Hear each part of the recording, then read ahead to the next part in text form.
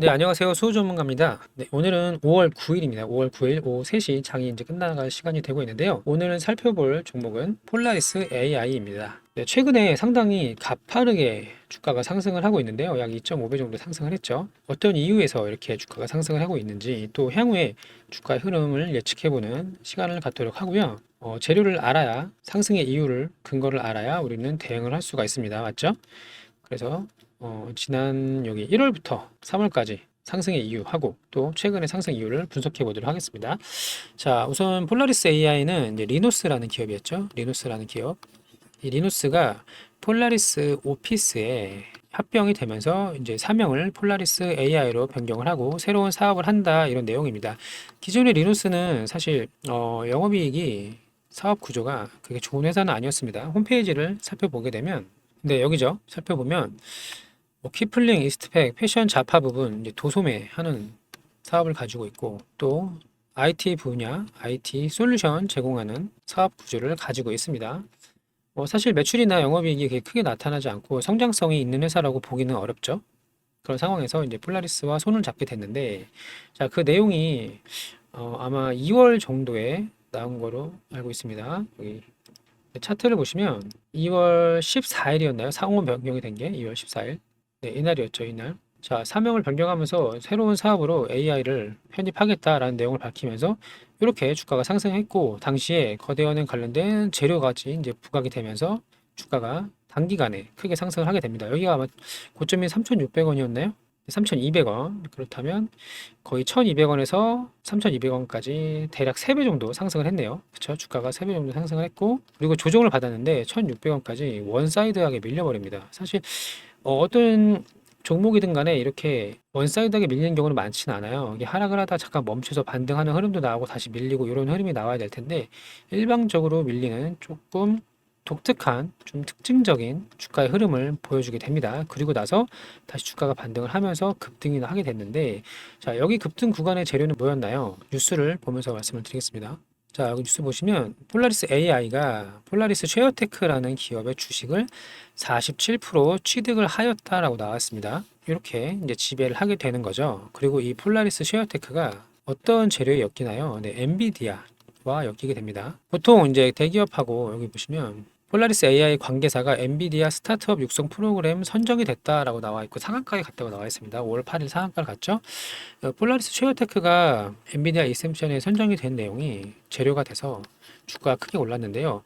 사실 이 인셉션에 대해서는 좀 고민을 해볼 필요가 있습니다. 왜냐하면 다른 뉴스를 볼게요. 폴라리스 쉐어테크 엔비디아 인셉션 프로그램이 선정됐다라고 나와 있고요. 여기 밑에 내용을 보시면 사실 중요한 부분은 전 세계에 18,000개의 스타트업이 회원사로 있다. 또 엔비디아가 스타트업 회원사의 성장을 돕는 프로그램이다라고 나와 있습니다. 보통 이런 대기업에 엮이게 되면 국내 같은 경우는 삼성이죠. 삼성한테 엮이게 되면 주가가 아주 크게 상승을 하는 그런 사례가 많이 있습니다. 근데 그거보다 더 큰 기업이죠. 엔비디아는 전 세계적으로 시가총액 10위 안에 들어가는 빅테크 기업인데 여기랑 엮이게 되면 재료가 당연히 훨씬 크겠죠. 그래서 이런 좋은 재료를 가지고 상한가에 갔다 이겁니다. 그러면 뭔가 대단하고 엔비디아랑 밀접한 관계를 가지고 같이 무엇인가 개발을 공동으로 할 것 같은 이런 뉘앙스를 상당히 풍기죠. 엔비디아 인셉션 단어도 상당히 그런 미래지향적인 단어를 쓰면서 뭔가 밀접한 관계가 있는 것처럼 보이지만 실제로는 스타트업이 물론 전 세계에 엄청나게 많이 있겠습니다만 이 18,000개 중에 하나인데 물론 폴라리스 오피스를 무시하는 건 아니고 좋은 재료를 가져다 쓴 느낌이 아주 강하게 드는 건 사실입니다. 또 그 예로 들 만한 게 하나 있는데 뭐냐면 과거에 나왔던 뉴스인데요. 자, 이거를 보도록 하겠습니다. 바른손 ENA가 투자한 엔비디아를 홀린 AI 기술력에 주목하라라고 나와 있습니다. 여기 보면 EVR 스튜디오라는 회사가 있는데 바른손 ENA가 여기에 투자했다 이겁니다. 근데 이 투자한 기업이 엔비디아 인셉션 파트너로 선정됐다는 소식이 나왔습니다. 이 날짜가 올해 1월 3일이죠. 그러면 같은 재료네요. 맞죠? 폴라리스 쉐어테크가 엔비디아 인셉션 선정된 거, EVR 스튜디오가 똑같이 선정됐죠? 여기 투자한 건 바른손 ENA고, 여기 투자한 건 폴라리스 AI고, 맞죠? 이렇게 정리해 볼 수가 있는데요. 그렇다면 바른손 ENA의 차트를 한번 보겠습니다. 보시면 1월 3일이면요. 이날입니다. 이날. 상한가까지 갔다가 보합 마감했고요. 그 이후에 추가적인 상승이 있었나요? 윗꼬리가 달리는 건 이해가 됩니다. 뭐 앞에 물려있는 악성 매물이 있으면 당연히 달릴 수가 있습니다만, 그리고 나서 추가 상승을 하지 못하고 그냥 그대로 밀려버렸죠. 500원까지 빠졌습니다. 그러면 같은 재료인데 누구는 2.5배가 오르고 누구는 이날 종가가 얼마죠? 650원 크게 하락을 하고, 이게 무슨 차이가 있을까요? 어떤 차이일까요, 이게? 여기 보시면 사명이 변경한 것만으로 주가가 3배가 올랐는데, 이게 이제 정상적인 흐름은 아닐 겁니다. 특히 뭐 AI가 시장을 굉장히 주도하는 핫한 테마인 건 맞습니다만, 사명 변경으로 또 거대 언어 관련주, 이때 거대 언어 관련주 또 어떤 게 있었나요? 잘 기억이 나지 않는 거 보면 시장을 막 주도했던 그런 강한 테마는 아니었습니다. 그렇다면 왜 이제 와서 이렇게 올라가는지, 사실 지난 이 구간을 보더라도 좀 인위적인 흐름이 상당히 많이 느껴집니다. 그쵸? 뭔가 작정하고 혹은 주가를 내리는, 터는, 소위 이제 턴다고 하죠. 이런 터는 움직임이 보여지는데, 비슷한 거 한번 보여드릴까요? 자, 보면 이 구간이죠, 이 구간. 자, 이렇게 보시면 주가가 엄청나게 상승을 하고 나서 하락을 하고 나서 다시 재상승할 땐 직전 고점을 훨씬 뛰어넘더라. 이런 결론을 우리는 알 수가 있고요. 자, 쭉쭉 이어가면은 이렇게 됩니다. 이렇게 다시 하락을 하고 나서 다시 상승 추세로 돌리면 엄청나게 말도 안 되게 크게 주가가 오르더라. 이런 종목의 특징은 소위 말하는 주가를 움직이는 주체가 있고, 이 주체가 의도적으로 주가를 내렸다가 올린다. 특히 시총이 가볍고 이런 재료에 대한 이해랑 재료를 잘 활용할 수 있는 이런 주체가 주가를 이렇게 올릴 수가 있다라고 우리는 생각할 수 있죠. 왜냐하면 이게 아니라면 바른손 ENA도 당연히 주가가 상승을 해야 되는데 같은 재료인데 가지 못하고, 물론 시장의 트렌드라는 게 있고 시장의 흐름에 따라서 다르겠지만 같은 재료인데 누구는 2.5배가 오르고 누구는 마이너스 20% 30% 빠지고, 이해가 되지 않습니다. 이거 시장에서 어떻게 받아들이냐 차이도 있겠지만, 결론은 이런 인위적인 움직임이 3배 올리고 반토막 내고 다시 2.5배 올리고, 이런 인위적인 움직임을 우리는 알 수 있어야 돼요. 또 오늘 폴라리스 이제 오피스 모회사 폴라리스 오피스가 크게 상승이 나오고 있는데요. 마찬가지로 역사적 신고가 보시면 역사적 신고가 돌파를 했죠. 최근이네요, 이것도. 돌파하면서 더 큰 상승의 가능성을 가져가고 있습니다. 자, 만약에 의도된 움직임이라면, 여기를 고점을 넘었다면 여기서 맞고 그냥 떨어질까요? 당연히 크게 상승시키려는 의도를 가지겠죠. 자, 보시면 맞죠? 지난 CCS를 보더라도 직전 고점을 아득히 훨씬 넘는 상승 흐름을 보여줍니다. 주체가 있는 경우에는요. 이렇게 했다가 이렇게. 자, 이런 내용을 이해하시면 될 것 같고요. 그러면 앞으로 어떻게 될까요?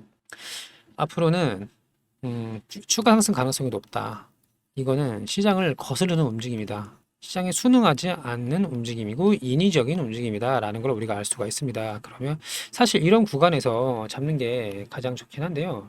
이런 구간, 쉬어가는 구간, 급등 후에 쉬어가는 구간을 우리는 포착을 해야 됩니다. 그래서 뭔가 이상하네. 이렇게 크게 올라간 종목이 원사이드하게 하락을 하고 마치 터는 듯이 하락을 하고 다시 주가가 반등하기 시작한다. 이런 구간을 우리는 공략을 할 수 있어야 돼요. 그쵸? 그리고 어디까지 오를지는 모르겠습니다만 여기서 추가로 슈팅이 나오면 이걸 먹겠다. 우린 요거 먹겠다라고 접근을 하는 겁니다. 그러면 이제 어떻게 될까요? 이렇게 급등이 나올 때는 급하게 따라 붙을 수는 없어요.